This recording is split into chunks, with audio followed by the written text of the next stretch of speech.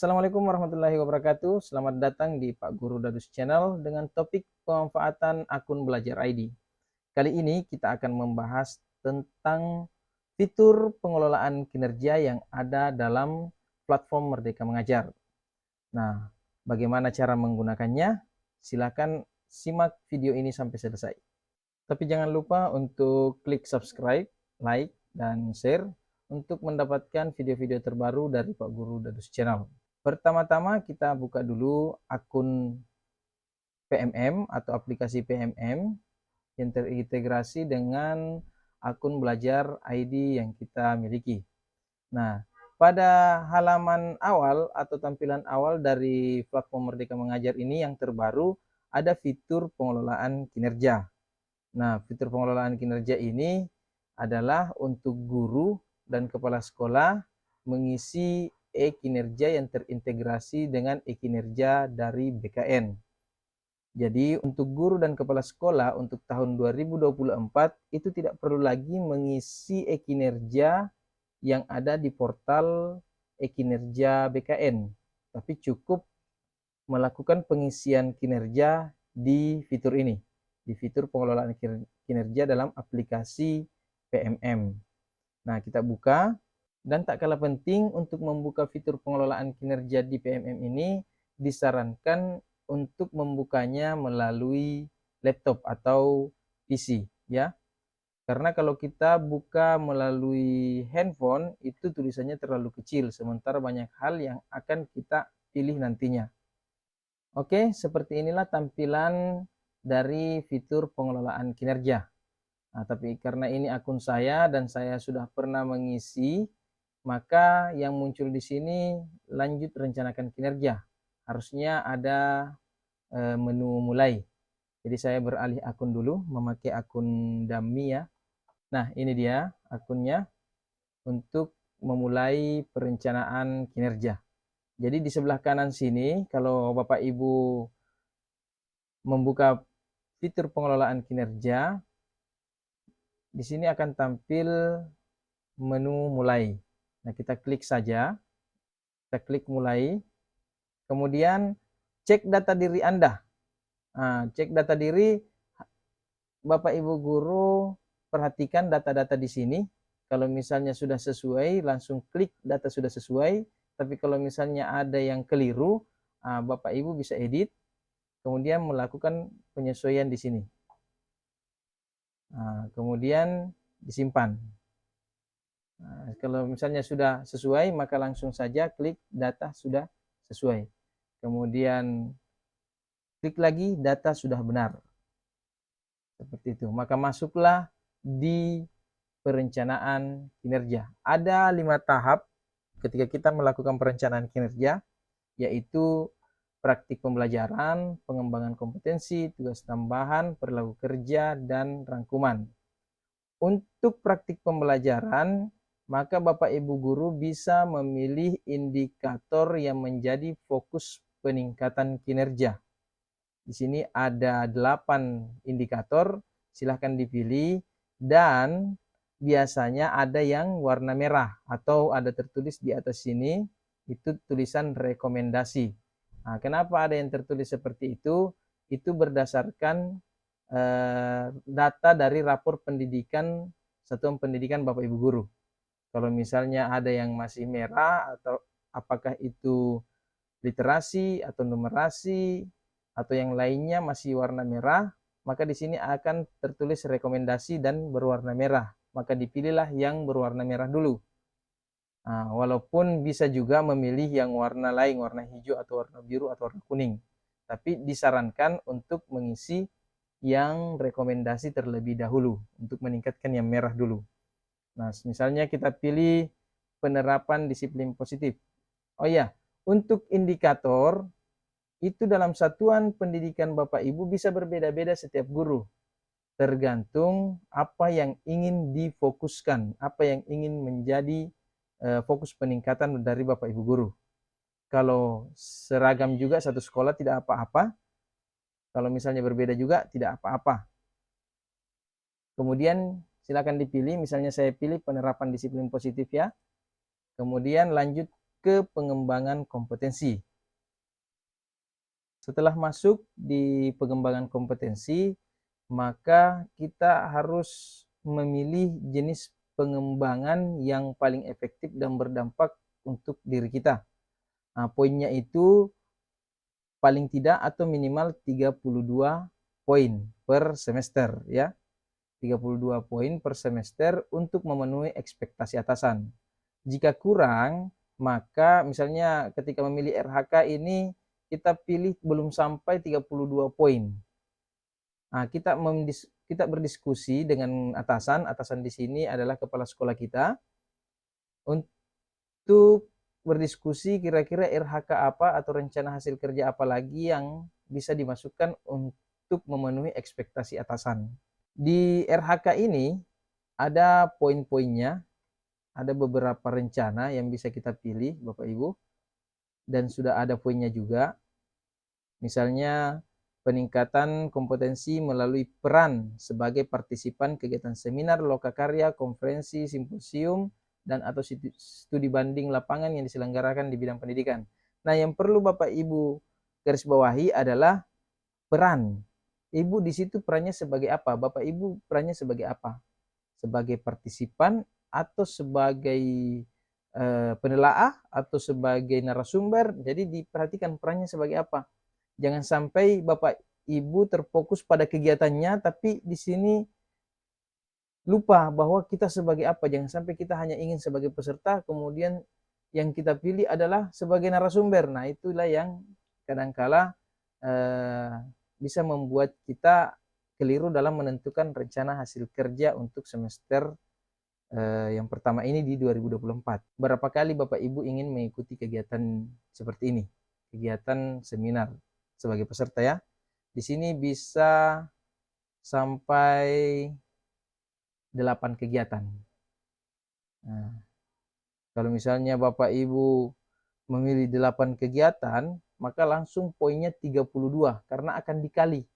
Nah, di sini kan untuk peran sebagai partisipan kegiatan seminar lokakarya dan sebagainya ini itu poinnya 4. Di sini ada poinnya 4.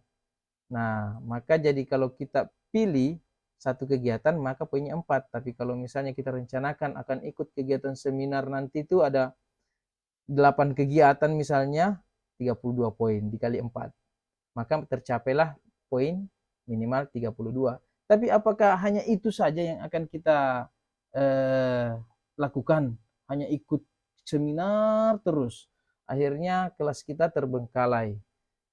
Penyiapan-penyiapan administrasi di kelas kita terbengkalai.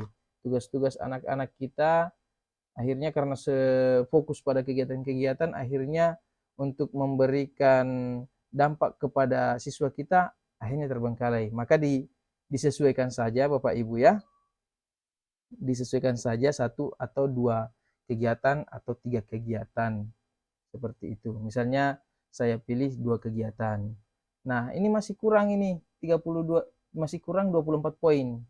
Nah, bagaimana cara menambahnya? Klik saja tambah di bawah sini, di bagian bawah. Klik tambah. Nah, kemudian dipilih lagi. Kira-kira poin apa yang akan maaf bukan poin.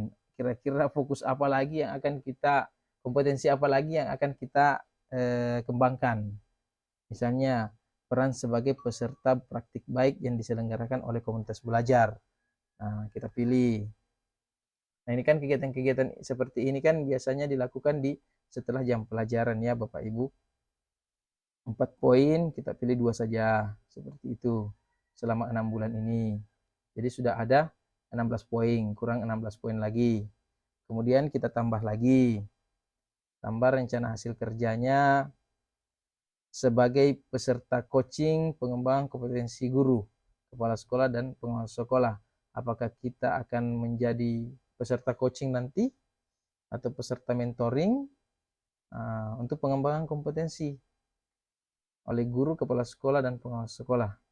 Sebagai peserta, kalau misalnya iya diklik saja, kalau tidak diabaikan saja. Kemudian pilih lagi yang selanjutnya yang sesuai dengan Bapak Ibu, sesuai dengan diri Bapak Ibu. Misalnya peran sebagai penelaah aksi nyata, apakah Bapak Ibu bisa berperan sebagai penelaah? Nah, silakan dipilih kalau misalnya sesuai. Penelaah praktik baik, penyusun kumpulan konten unggulan, penelaah praktik ajar, seperti itu. Kemudian sebagai narasumber praktik baik. Nah, ini kalau misalnya Bapak Ibu punya praktik baik yang kira-kira bisa bermanfaat bagi teman-teman guru yang lain dan bisa dibagikan pada saat webinar sebagai narasumber, nah, Bapak Ibu klik saja. Ada 8 poin. Kalau misalnya praktik baik Bapak Ibu itu ada 1, berarti 1 kegiatan. Kalau praktik baik Bapak Ibu ada 2 atau 1 praktik baik tapi 2 kali kegiatan, bisa pilih 2 kegiatan. Kemudian dapat 16 poin. Maka tercapailah poin minimal 32. Seperti itu. Nah, kalau misalnya 32 ini, aduh ini minimal. Kasih naik sedikit supaya ini tidak terlalu rendah begitu. Nah, ditambahkan lagi saja Bapak Ibu. Ditambahkan saja.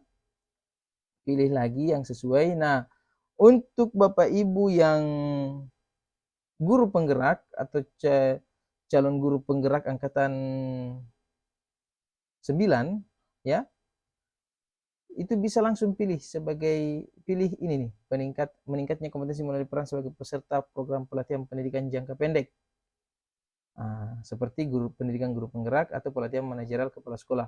Ini langsung 128 poin. Jadi cukup 1 saja itu sudah melebihi poin minimal. Seperti itu. Kalau misalnya Bapak Ibu punya komunitas belajar di sekolah atau sebagai Bapak Ibu punya komunitas dan Bapak Ibu yang menjadi penggeraknya, maka kalau Bapak Ibu membuat kegiatan 3 berbagi praktik baik atau 3 kegiatan berbagi praktik baik itu mendapat 36 poin. Bisa dipilih yang kompetensi ini. Kemudian kita kembali lagi ke awal ya. Ini 6 poin, penelaah, penyusun, partisipan, kemudian ada lagi ini peserta kegiatan atau pelatihan bimbingan teknis yang memperoleh sertifikat ya di bidang pendidikan. Kemudian sebagai ini kompetensi melalui peran sebagai peserta pelatihan mandiri. Nah, coba kita pilih ini karena ini kaitannya dengan PMM juga. Ada 8 poin Bapak Ibu. Nah, sertifikat topik. Jadi di PMM itu kalau Bapak Ibu mengerjakan pelatihan mandiri dan menyelesaikan sampai selesai aksi nyata dan mendapatkan sertifikat, maka bisa dimasukkan dalam RHK kita. Dan itu memiliki 8 poin. Jadi kalau misalnya pelatihan mandiri yang Bapak Ibu selesaikan, yang mendasar saja Bapak Ibu, menyelesaikan topik Merdeka Belajar, menyelesaikan topik kurikulum merdeka, menyelesaikan topik pembelajaran SMP, SMA atau topik pembelajaran lah sesuai dengan bidangnya Bapak Ibu, apakah guru SD, SMP atau SMA. Kemudian yang keempat itu topik P5 ya, penguatan profil Pancasila. Nah, itu sudah ada 4 topik, jadi 4 kegiatan langsung dapat 32 poin Bapak Ibu. Tapi jangan sampai, sekali lagi, ini adalah RHK yang sesuai dengan pengembangan kompetensi yang paling efektif dan berdampak pada peningkatan kinerja Bapak Ibu.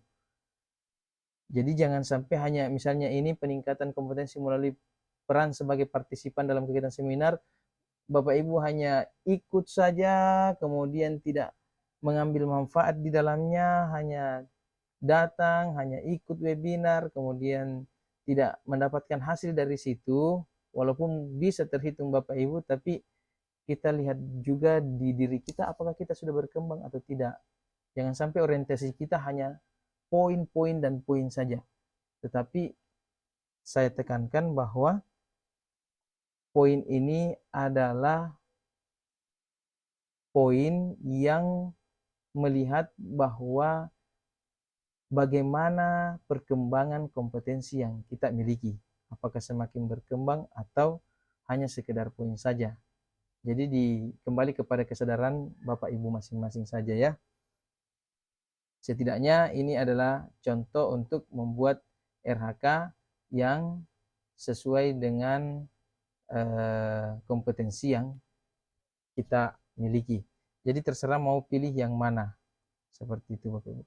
Nah, untuk poin 64 kalau misalnya sudah dirasa cukup, silakan dicukupkan saja dan kembali dan masuk ke tugas tambahan, masuk ke tahap selanjutnya. Ya, tapi kalau misalnya masih kurang, silakan tambah saja sesuai dengan perannya Bapak Ibu. Seperti itu. Oke, kalau misalnya kita cukupkan 64 poin misalnya, kita beralih ke tugas tambahan. Nah, kita lanjut ke tugas tambahan dan muncullah tampilan seperti ini. Tugas tambahan ini dipilih sesuai dengan SK. SK yang diberikan oleh atasan, oleh kepala sekolah di satuan pendidikan kita. Nah, contoh, RHK-nya adalah, di sini sudah ada pilihan, hanya untuk SMP, SMA, SMK, jenjang, banyak Bapak Ibu, untuk tugas tambahannya. Contoh misalnya, pelaksanaan tugas tambahan sebagai wakil kepala sekolah. Masuk. Nah, bukti dukung yang dipersiapkan apa? Laporan dan surat keputusan atau surat tugas. Kalau misalnya wali kelas juga bisa ada. Di sini ada mana wali kelas ya? Ini dia. Wali kelas juga bisa laporan dan surat keputusannya. Jadi semua itu dilengkapi dengan bukti dukung yang sesuai, Bapak Ibu. Jadi dipilih saja yang sesuai dengan tugas tambahan yang diberikan oleh kepala sekolah di satuan pendidikan kita masing-masing. Sebagai operator, sebagai bendahara, kemudian sebagai pengurus organisasi, apakah itu tingkat nasional, provinsi, atau kabupaten. Seperti itu. Jadi disilakan dipilih saja, misalnya saya sebagai wali kelas, saya pilih, kemudian saya juga diamanahi untuk pembina ekstrakurikuler, masukkan juga. Kemudian di sini ada guru piket tidak ya? Guru piket itu tugas tambahan bukan ya?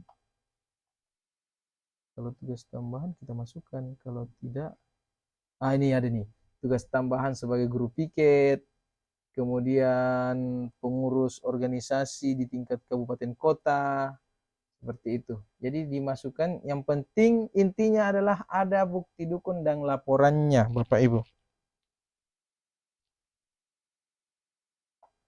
Nah, setelah itu, setelah tugas tambahan ini selesai kita isi, maka kita lanjut ke perilaku kerja. Dalam perilaku kerja ini ada indikator-indikator atau aspek-aspek yang akan kita fokuskan, akan kita kembangkan di semester ini. Aspek-aspeknya itu ada 7 aspek. Yang pertama adalah aspek berorientasi pelayanan. Apa sih yang akan kita pilih? Jadi, apa perilaku yang paling ingin Anda fokuskan di tahun ini? Nah, silakan Bapak Ibu pilih salah satunya.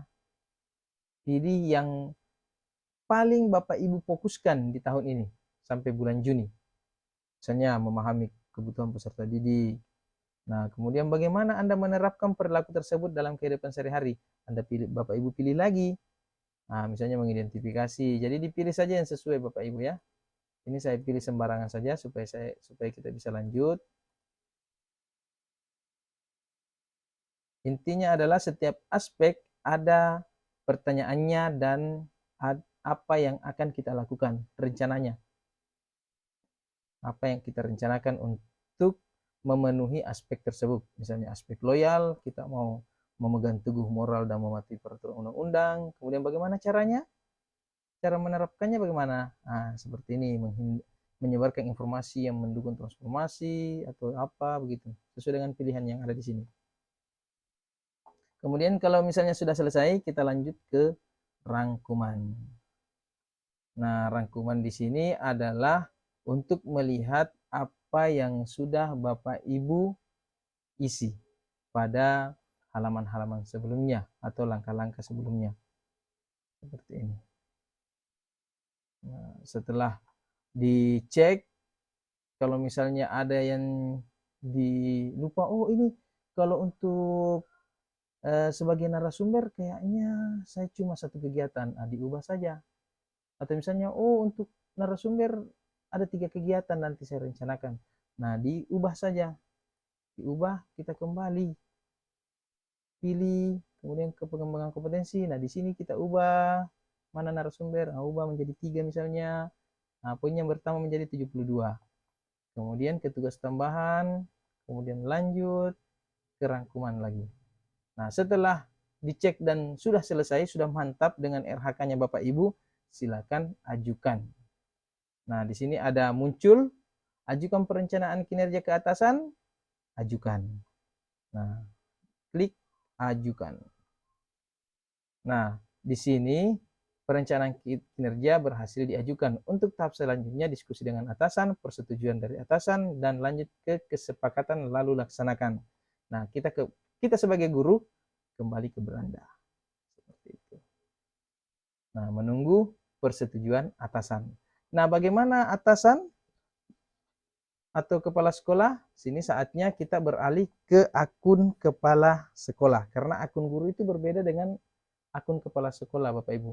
Kepala sekolah itu memiliki 2 tampilan, yaitu sebagai atasan dan sebagai yang diperiksa juga, atau sebagai pegawai. Seperti itu. Nah, kita masuk ke menu kepala sekolah. Menu kepala sekolah itu seperti ini ya, Bapak Ibu. Kalau Bapak Ibu Kepsek masuk ke akunnya akan muncul seperti ini. Ini saya pakai akun dummy juga, KSPS Beta 21. Karena itulah yang diberikan kepada kami waktu pembimbingan sosialisasi pengelolaan kinerja yang dilaksanakan oleh BLPT. Oke, Bapak Ibu Kepala Sekolah, tampilannya seperti ini. Ada 40 perencanaan guru yang belum selesai. Nah, kita sebagai kepala sekolah langsung masuk ke perencanaan guru. Dilihat. Nah, tadi akun guru yang saya pakai itu KSPS Beta 79 ya. KSPS Beta 79. Jadi sesuai dengan nama di sini Bapak Ibu. Untuk kepala sekolah saya cari KSPS Beta 79. Ini dia. Perlu disetujui. Belum mengajukan. Jadi ada beberapa tampilan di sini Bapak Ibu Kepsek. Status disetujui, belum diajukan, dan ada juga perlu disetujui. Nah, tadi guru KSPS Beta 79 sudah melakukan pengajuan, maka Bapak Ibu Kepsek perlu menyetujuinya, dicek terlebih dahulu. Cek terlebih dahulu, kemudian muncullah apa yang direncanakan oleh bawahan dari Bapak Ibu Kepala Sekolah atau guru-gurunya Bapak Ibu. Seperti ini. Jadi Bapak Ibu Kepsek tugasnya adalah melihat rencana yang direncanakan oleh RHK yang direncanakan oleh guru. Apakah ini sudah sesuai? Kalau sudah sesuai, nah bagusnya karena ini untuk di pengelolaan kinerja PMM itu hanya 1 kali mengedit, hanya pada tahap ini, itu guru dan kepala sekolah harusnya bersama di situ berdiskusi. Pak, saya melakukan praktik yang berfokus pada disiplin positif. Nah, ini untuk disiplin positif yang pertama sekali ya. Hasil penilaian observasi kinerja guru satu kegiatan. Cocok tidak Pak? Nah, kalau misalnya Kepsek, Bu, yang ternyata disiplin positifnya di sekolah Bapak Ibu itu hijau misalnya, sudah berkembang, sementara yang rekomendasi itu suasana kelas, maka kepala sekolah bisa mengganti, seperti itu, bisa mengganti. Ada keterangan di sini, ada penyesuaian dari atasan, seperti itu. Tapi kalau tidak, hanya seperti ini saja. Nah, begitupun dengan yang poin-poin selanjutnya. Kalau misalnya di RHK yang kedua, di sini ada 2 kegiatan, kepala sekolah menginginkan ikut 3 kegiatan. Maka kepala sekolah bisa menambah menjadi 3 kegiatan. Ada penyesuaian dari atasan, seperti itu. Nah, begitupun seterusnya. Kemudian Bapak Ibu Kepsek langsung ke hasil kerja tambahan. Nah, hasil kerja tambahan guru kita ini adalah wakil kepala sekolah. Nah, Bapak Kepsek atau Ibu Kepsek ingat, Bapak ini Ibu guru Beta 79 ini ada tugas lainnya, yaitu sebagai pembina ekskul. Nah, Kepsek tambahkan, karena bisa saja Bapak Ibu guru lupa bahwa dia juga sebagai pembina ekstrakurikuler. Nah, kemudian lanjut ke perilaku kerja. Kalau misalnya sudah sesuai, dicek, Bapak Ibu Kepsek mengecek, kemudian ke persetujuan. Setelah itu, Bapak Ibu Kepsek melakukan proses setujui. Setujui, seperti itu. Nah, di akun ini di hasil pengecekan sudah disetujui. Nah, setelah itu kita masuk Bapak Ibu guru, Bapak Ibu Kepsek menyampaikan ke guru yang bersangkutan bahwa saya sudah setujui. Nah, sehingga Bapak Ibu guru masuk ke akun mereka masing-masing. Kita refresh dulu. Nah, sepakati perencanaan kinerja dari atasan. Dari menunggu persetujuan menjadi sepakati perencanaan kinerja dari atasan. Bapak Ibu guru klik sepakati. Nah, seperti inilah tampilan dari perencanaan kinerja yang sudah disepakati. Setelah kita, Bapak Ibu guru ya, Bapak Ibu guru mengklik sepakati, maka muncullah seperti ini. Ada penyesuaian dari atasan, kemudian ke kerja ke tugas tambahan, itu ada penyesuaian juga, bisa dicek, kemudian ke perilaku kerja. Nah, barulah Bapak Ibu klik sepakati. Nah, saya sepakat, kemudian sepakati. Nah, seperti inilah hasilnya Bapak Ibu. Jadi kalau misalnya inilah pelaksanaan kinerja yang akan kita lakukan dari 1 Januari sampai 30 Juni 2024. Lakukan observasi kelas. Nah, kita cek langkah observasi. Seperti ini. Nah, cek rubrik misalnya ini. Bagian 1, pelaksanaan observasi, isi dokumen persiapan, menunggu atasan melakukan observasi, isi dokumen tindak lanjut, seperti itu. Bagian 2, tindak lanjut observasi, isi dokumen. Cek rubriknya seperti ini, apa yang menjadi fokus perilaku yang diobservasi, seperti itu. Nah, saya mengerti. Dan inilah yang kita lakukan Bapak Ibu. Tapi untuk periode 1 sampai 31 Januari itu kita baru memasuki tahap perencanaan. Untuk pelaksanaannya masih informasinya kemarin itu masih dalam tahap pengembangan ya Bapak Ibu. Jadi untuk fokus kita sampai 30 Januari ini adalah membuat perencanaan saja. Seperti itu Bapak Ibu. Nah, kalau sudah tampilan seperti ini, maka selesai sudahlah perencanaan kita untuk semester yang pertama di 2024 Januari sampai Juni. Januari perencanaan, Februari, Maret, April, Mei, Juni, seperti itu.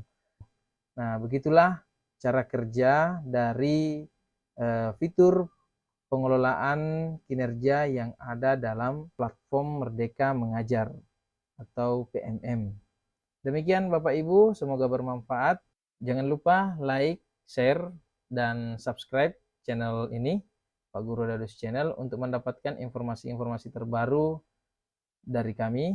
Dan insya Allah nanti kita akan menjelaskan tentang bagaimana poin-poin itu dihitung dalam pengelolaan kinerja.